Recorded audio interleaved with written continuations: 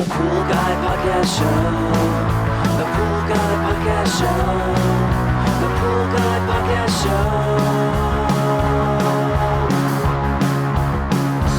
Yeah! Hi, and welcome to the Pool Guy Podcast Show. In this episode, I'm going to talk to you about the problem with low PSI and high PSI.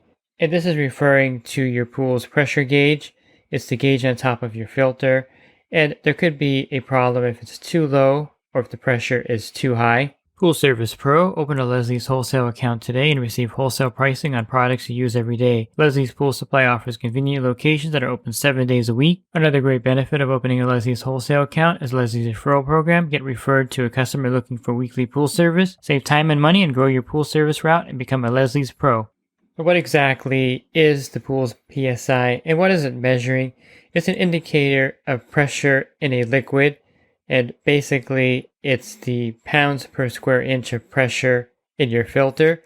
As the filter pressure gets higher, the flow to the pool gets reduced, and as the filter pressure, of course, goes lower, the flow to the pool is also reduced. So these both cause the same problem, but there's all different things that cause high pool PSI and low PSI in your pool. I'll start with the low because this is a problem that you can solve sometimes easily and sometimes it can be more difficult to solve. Low PSI is when you look at the pressure gauge and normally, let's say you have a D filter as an example here, and the pressure's usually at 20 when everything's running good, and you get to the pool and the pressure is down to 8 or it's down to 7. It could be even lower in some cases, and this is an indicator that there's definitely a problem with the flow in the filter. It shouldn't be that low because normally it would be at 20 psi, and the return lines would be pushing the water out, the cleaner would be moving really well in the pool, and the spa spillway would be spilling over.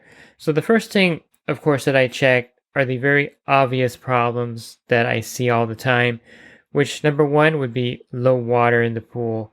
This is something you don't think about right away, but if the water is low in the pool, this could cause the pump to prime and not prime, and it could cause the low PSI in the pool.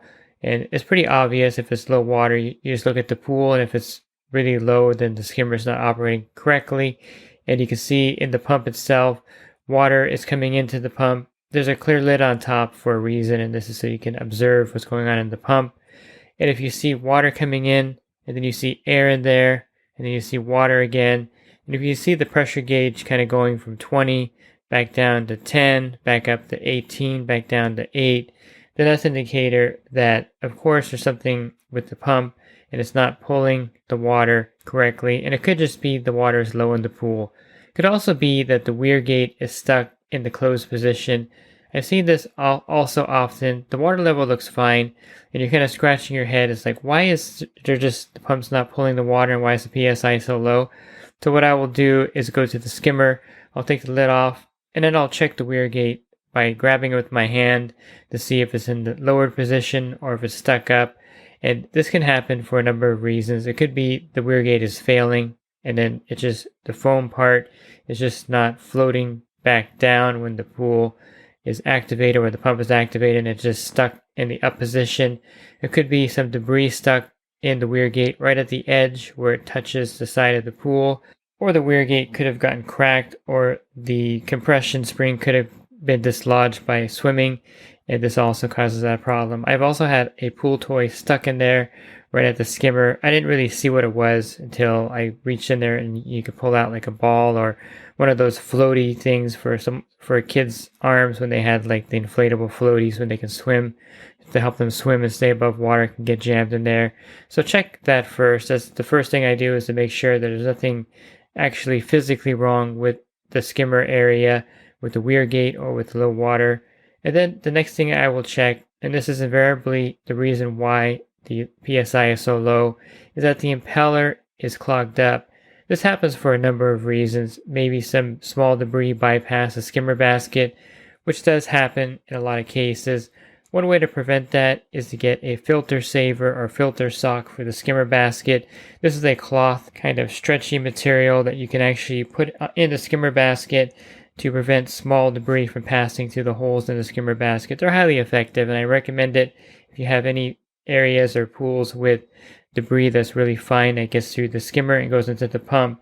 And if you suspect maybe the impeller is clogged, what you're going to do is turn the pump off and take the lid off the pump basket. This serves as a dual purpose also, because sometimes there's just debris in the pump basket around the area where the impeller is at that's causing the problem. This is very common in the whisper flow pump. All the debris is pulled right where the impeller is at, behind the basket. This also happens in some of the larger Jandy and Hayward pumps, like the Jandy Stealth or the Hayward North Star with the big pump baskets. Debris tends to just be pulled right where the impeller is at, and this will cause the problem. So take the pump basket out, check it and inspect it for any cracks. Make sure there's no debris right at the bottom of the pump basket in front of the impeller. And then if you notice that the pump basket is fine, then the next step would be to check the impeller. This is pretty easy to do, and I like using a flathead screwdriver. I don't recommend using your finger because you can kind of cut your hand on the outside of the impeller. Not necessarily in the impeller, but on the outside. Of course, make sure the pool is not going to turn on at any moment. So if you have an automated system, put it in timeout or service mode. If you have an intermatic timer, check those trippers to make sure that the pump's not going to come on in the instant that you're doing this. Usually you can't turn off the pump if it's right next to the trippers anyway, but just make sure the pump's not going to come on while you're doing this. And then you just take the flathead screwdriver and you spin the impeller, and as you're spinning the impeller, you're going to maybe see some debris come out of there, and you'll hear a gurgling sound. And when you hear the gurgling sound, you've usually cleared the obstruction in the impeller. Fill the pump basket up with water. I like using a 5-gallon bucket, and I pour the water in rapidly. Put the lid back on, and then turn on the system to see if that took care of the problem. There are rare cases where you have to take the actual back of the pump off or take the motor off the pump and then inspect the impeller physically. Sometimes there's debris stuck in the side of the impeller. A lot of times if they're the small seed-like debris, it could get stuck on the side, causing a problem where the impeller is not spinning well. So definitely check that. Sometimes there's a bunch of string-like debris wound up in the impeller. That's kind of rare in most cases, but if you pull the pump basket out and it has a crack in it, chances are larger debris pass through and are jamming the impeller. So that's when you have to take it apart to go ahead and check that. Another thing you can check also is to make sure that the pump lid O-ring is on there good and it's not causing any problems. If it looks like the pump lid O-ring is flat, or if it falls off the lid pretty easily, or if it looks stretched out, that could also be a problem with the pump, with the priming of the pump, causing some air to get in there and causing that problem. The last thing you want to look for is an air leak. This is usually when there's air getting in somewhere around the pump area. Sometimes you'll see an active leak. This is something that's really hard to diagnose because the threaded area of the pump sometimes will shrink if the pool gets low on water. It'll shrink and let some air in. This problem is really obvious when you go to manually vacuum a pool, or if you have a suction side cleaner connected at the skimmer, you're going to find this very obvious. This means that when you have the cleaner or you're trying to vacuum, the pressure gauge will drop. And then if you remove the cleaner and remove your manual vacuum hose from there, the pressure gauge goes back up to 20. You know, when you have the cleaner connected, let's say you have a Hayward pool cleaner or navigator, and as it's running in the pool, it starts and stops. The PSI goes from 20 down to 8, back up to 20 once in a while, back down to 8. And the same thing happens when you put a manual vacuum hose in there, try to manual vacuum a pool with an air leak. You're going to see the pressure fluctuate from 20 back down to 10 or 8, or even go to 0 and then go back up again. That's a good indication that there's an air leak at the pump. This means that it can't pull all that extra water because air is getting into the system. It's no longer a closed system, and you'll see the PSI as an indicator of air getting in there. A couple of solutions for this is to replace the threaded part of the outlet and inlet of the pump. If you have unions, you can simply unscrew that and put a new threaded part into the pump. Check the union O-rings, of course, just to make sure they're intact. But sometimes you'll have a little melt right there where it threads into the top and the front of the pump, and simply replacing those threaded parts will solve that problem. Another rare problem would be that one of the O-rings in the Jandy valve is compromised. This doesn't happen very often. I've talked to Jandy and they say that the O-ring should last quite a long time without causing any problems. But I have run into problems where the O-ring in there, and it's a pretty thin O-ring, does stretch and wear out, and you can easily replace that by taking the top off the valve, take the screws off, and changing the O-ring in there, and see if that solves the problem. Of course, you could also have a clogged skimmer line. This is something that would cause low PSI. If some debris were to get into the skimmer line, and this, you could also check your skimmer basket. If it's cracked and you suspect that there's some debris in there, you can call a plumber and they can blow it out with a CO2 tank. Or you can take the Jandy valve apart right by the pump, and a lot of times the debris gets stuck right there by the gate inside the Jandy valve. Again, these are pretty rare problems, and it only happens maybe if the pump basket, if the skimmer basket were to float up and debris were to get by into the line. And that's one of the problems that you could have if the skimmer basket does float up, or if the skimmer basket is cracked, debris can get past there and get stuck in the plumbing. All of these will cause the pool PSI to register as low and sometimes even at 0. So you definitely want to check all of these things. Anything that has to do with low PSI is usually something before the pump or at the pump itself. And then anything that has to do with high PSI is usually after the pump, indicating that there's something causing the PSI to be high in the filter. And one last thing I want to touch on before I move on to high PSI. Sometimes the pressure gauge is actually broken and stuck. So what I like to do is tap on it with my finger. So I'll get up to the plastic and I'll just give it a couple taps with my finger, and then I'll tap it, and sometimes you'll see the needle inside there move. It'll be at like 12, and then I'll jump back to 20, which is the PSI you were looking for your D filter, and then simply replace that pressure gauge. Sometimes you're getting a really high reading, and it's really not that high because the pressure gauge isn't working. So of course, it sounds simple and it sounds like something that you should check more often, but it doesn't really get jammed that often. But it does happen once in a while where the pressure gauge fails and then you're getting the wrong PSI reading on that gauge. And they're pretty inexpensive and they're pretty universal. So just unscrew that and put a new one on and you should be fine. Now, high PSI, I mentioned, is an indicator of something usually wrong after the filter. Now, the only time that this is not the true case is when there's poor water quality. The water, of course, is before the filter in the pool, and if the water quality is poor, then it's going to definitely affect the pool PSI. And depending on your filter, it'll affect it more or less depending on what type of filter you have. What I mean by poor water quality, if the water is cloudy, or if you're just recovering the pool from, an algae bloom, or the pool was recently green and the pool hasn't totally cleared up, this poor water quality can affect the PSI in the pool because it's causing the filter to be essentially clogged up with this bad water. If it's dead algae or if it's, organics in the water, this will affect the filter itself, and this will make the PSI read high. Now back to the filter itself. In that case, sometimes the high PSI is because the filter is just plain dirty. It needs to be cleaned. It hasn't been cleaned in a while. And D filters typically are at about 20 PSI. And when a D filter needs to be cleaned, the PSI usually is around 30 or even 35 PSI. Sand filters are very similar. You're at 18 or 20 PSI. And when you need the backwash, the sand filter usually gets to about 30 PSI.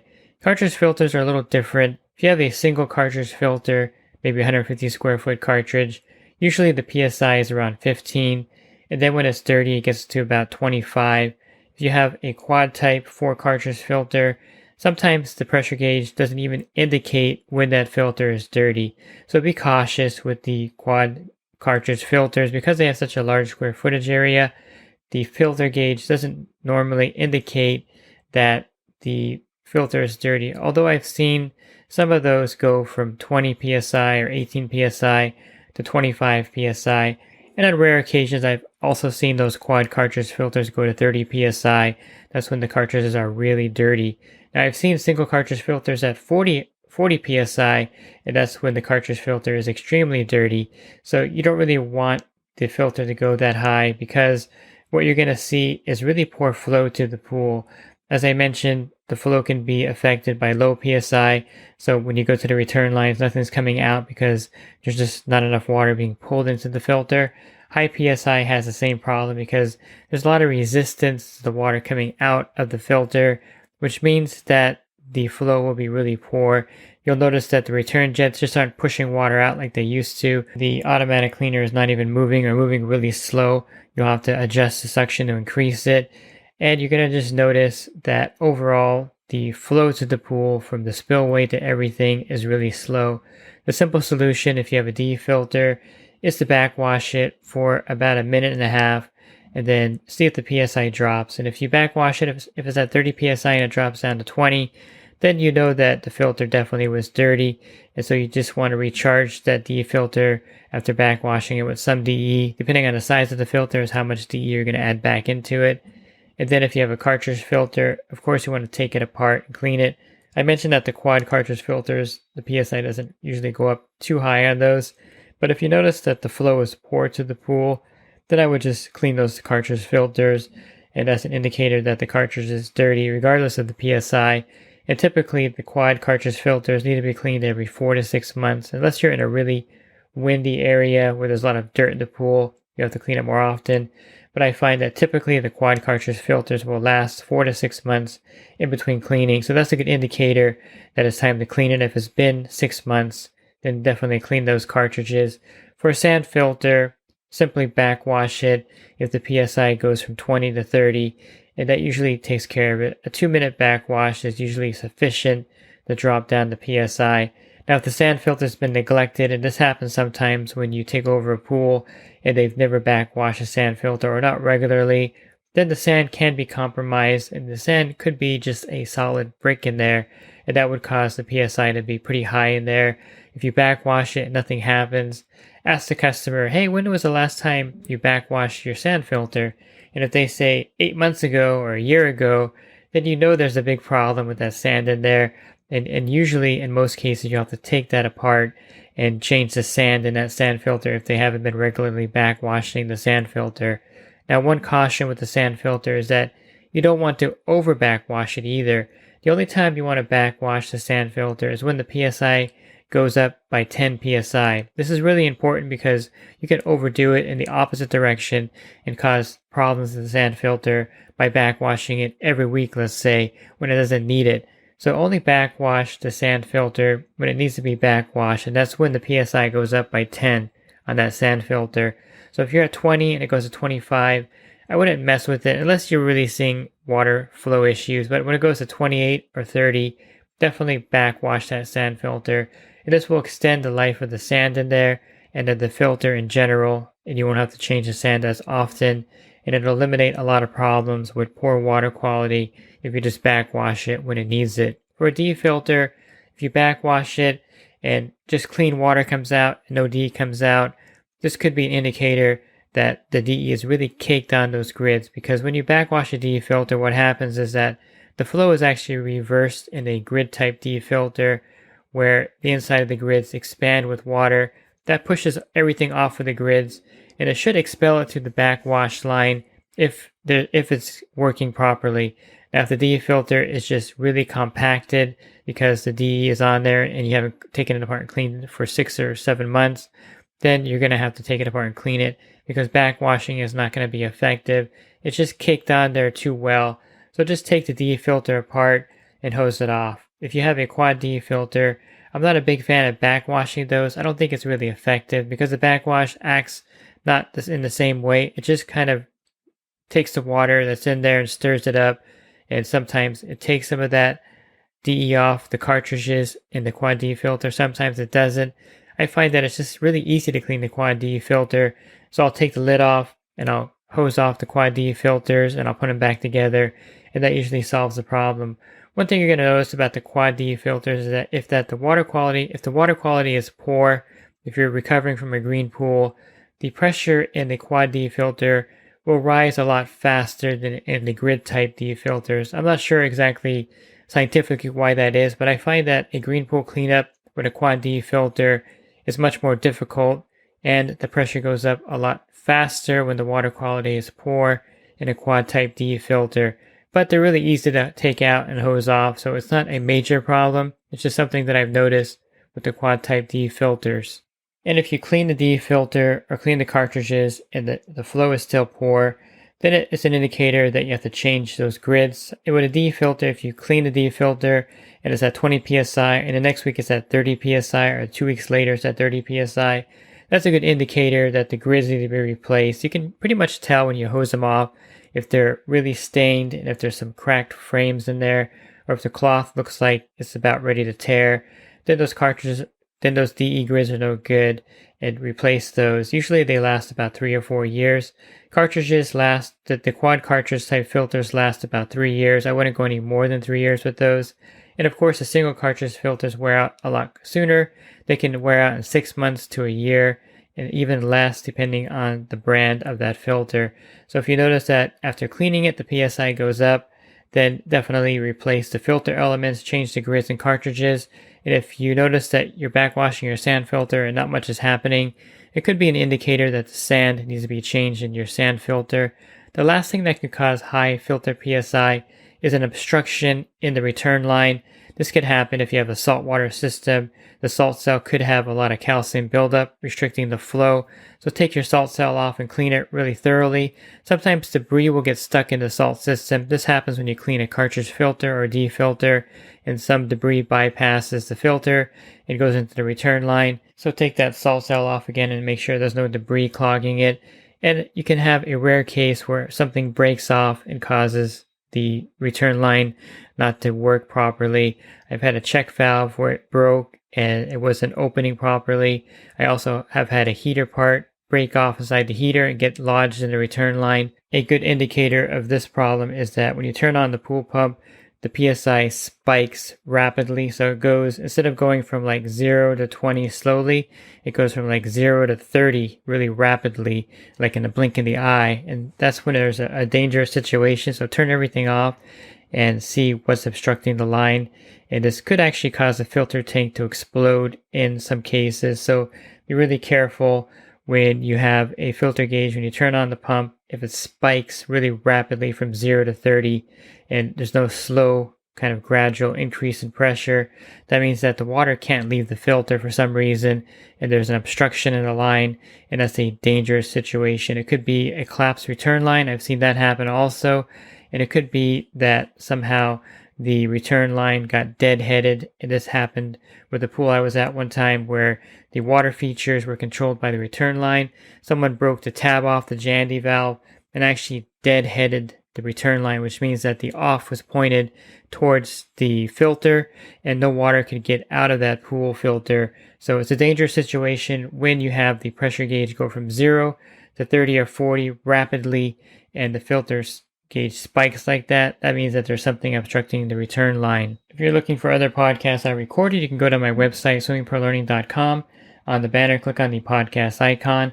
That'll take you to a drop-down menu of other podcasts I recorded. And if you're interested in the coaching program, you can learn more at poolguycoaching.com. Thanks for listening to this podcast. Have a great rest of your week. God bless. Pool Service Pro. Open a Leslie's wholesale account today and receive wholesale pricing on products you use every day. Leslie's Pool Supply offers convenient locations that are open 7 days a week. Another great benefit of opening a Leslie's wholesale account is Leslie's referral program. Get referred to a customer looking for weekly pool service. Save time and money and grow your pool service route and become a Leslie's Pro.